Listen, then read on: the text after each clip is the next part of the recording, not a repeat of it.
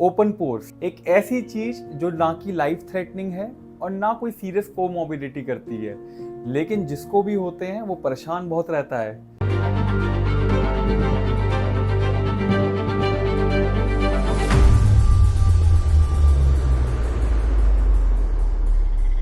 Hello friends, I am doctor Robin चुप, consultant dermatologist at derma vision skin and eye clinic Meerut. दोस्तों, आज हम बात करेंगे ओपन पोर्स के बारे में, जो कि जिसके भी चेहरे पे आता है उसको बहुत परेशान करता है, क्योंकि ऑब्वियसली वो एक कॉस्मेटिक डिसफिगरमेंट रहती है। तो ये ओपन पोर्स होते क्या हैं, आइए इसे एक एक करके अच्छे से समझेंगे। ये बेसिकली पाइलोसिबेशियस यूनिट, मतलब कि हेयर और हेयर के साथ एक ऑयल की ग्लैंड, उसकी यूनिट का डायलिटेशन है। मतलब जहाँ से उसकी ओपनिंग हो जाती है हमारी स्किन में, उसका डायलिटेशन रहता है। अब सबसे पहला सवाल ये हमारे पास आता है कि ये हमें हुए क्यों हैं।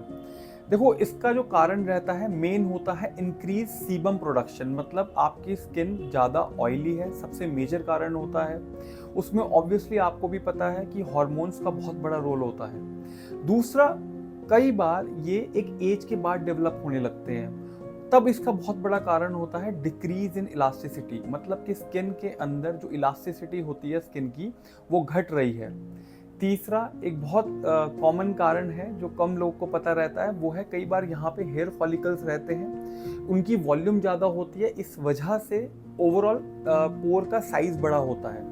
साथ में कुछ और फैक्टर्स भी हैं जो रोल प्ले करते हैं, जैसे कि आपकी वॉशिंग हैबिट्स, आप फेस को कितना अच्छे से क्लीन करते हैं। दूसरा, कई बार हम लोग ऐसे प्रोडक्ट्स यूज़ कर रहे होते हैं जो कोमेडोजेनिक होते हैं, मतलब जिनके अंदर कोमेडोन्स, मतलब आपकी ऑयल की ग्लैंड को और ज़्यादा ब्लॉक करने वाली एक्टिविटी रहती है, तो पोर्स डायलेट कर जाते हैं। तीसरा, कई बार डैंड्रफ होता है, डैंड्रफ की वजह से भी हमारे ओपन पोर्स बढ़ रहे होते हैं।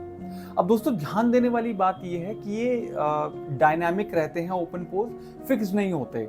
डायनामिक का मतलब होता है, कई बार पेशेंट आके बोलते हैं डॉक्टर साहब आजकल तो बहुत ज़्यादा दिखाई दे रहे हैं ओपन पोर्स, कभी कभार कम दिखाई देते हैं। तो ये बेसिकली डायनामिक होते हैं, थेरेपी से इनको कॉन्ट्रैक्ट किया जा सकता है। अब बात करते हैं इसके इलाज की। देखो, सबसे पहले जनरल मेजर्स क्या हो सकते हैं। जनरल मेजर्स ऑब्वियसली आप अपने फेस की स्किन को अच्छे से क्लीन करिए। एक सैलिसिलिक एसिड, एक ग्लिकोलिक एसिड बेस्ड कोई एक अच्छा फेस वॉश यूज़ करिए। अगर आपको मॉइस्चराइजर की ज़रूरत पड़ती है तो वो नॉन कोमेडोजेनिक होने चाहिए। अदर प्रोडक्ट्स में जैसे ओवर द काउंटर कई नाइसिनामाइड भी अवेलेबल है, रेटिनॉल भी अवेलेबल है। नाइसिनामाइड रेटिनॉल से थोड़ा माइनर सा डिफरेंस आ जाता है ओपन पोर्स में। अब बात करते हैं, अगर हम अपने डर्मेटोलॉजिस्ट के पास जाते हैं तो डर्मेटोलॉजिस्ट क्या ट्रीटमेंट दे सकते हैं आपको ऐसे में। हमारे पास जो अवेलेबल होते हैं ट्रीटमेंट, उसमें सबसे ज़्यादा बढ़िया रहता है लेजर्स का इलाज। लेजर्स जैसे कि फोटोडायनामिक थेरेपी, या फिर आरएफ टाइटनिंग, या फिर MNRF, that is micro needling with radio frequency.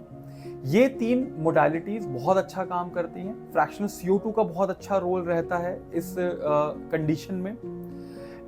इसके साथ साथ हम आपको देते हैं कुछ ओरल मेडिकेशन, अगर आपकी सीबम प्रोडक्शन ज़्यादा है, मतलब ऑयल एक्टिविटी ज़्यादा है, जैसे कि आइसोटेटनॉइन नाम की जो कैप्सूल रहता है, या फिर जिन लोगों में हार्मोन का डिस्टर्बेंस होता है या हार्मोनल एक्टिविटी ज़्यादा होती है, ऐसे हम एंटी हार्मोन वाली मेडिसिन हम प्रेफर करते हैं। एक बहुत इंटरेस्टिंग इसमें रहता है, बोटॉक्स का भी रोल रहता है। बोटॉक्स से क्या होता है, स्किन की जो ये पोर्स होते हैं ये घट जाते हैं, तो एंटी एजिंग इफेक्ट भी रहता है और पोर्स का साइज भी घट जाता है।